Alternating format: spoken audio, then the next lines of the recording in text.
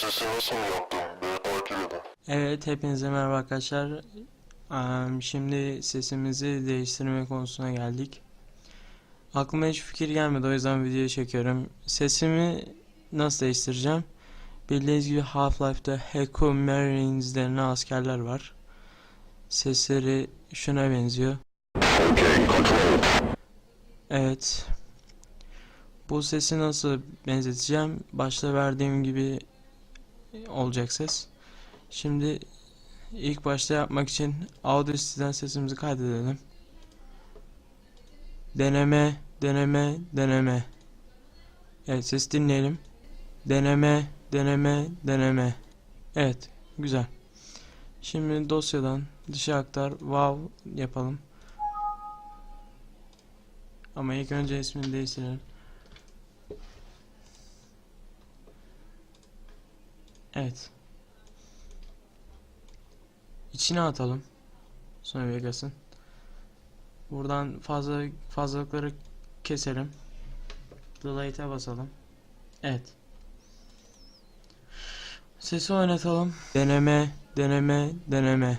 Sesini biraz arttırmak için sol tarafta volume kısmından desibeli artırıyorum. 4.5 yaptım. Deneme, deneme, deneme. Tamam. Yapacağımız sesi zaten cızırtılı ve yüksek olacağı için, telsiz sesi yapacağımız için kötü olacak. Ben baştan beri ayarları kaydettim. MIDI 25 desibel, treble 25 desibel, equalizer %100'de, bass eksi 25 desibel.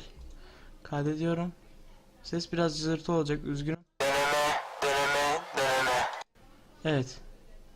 Sesimiz telsiz sesi oldu. Şimdi sesimizi daha tok ve kalın yapmak için tekrar Audio Event FX'e giriyoruz ve buradan Pitch Shift'i kullanıyoruz. Pitch Shift'i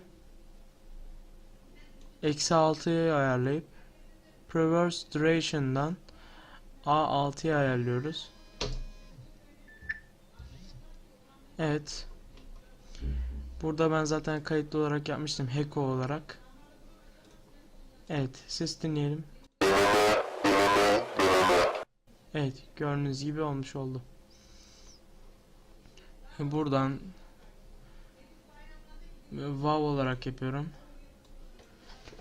Gördüğünüz gibi. Evet.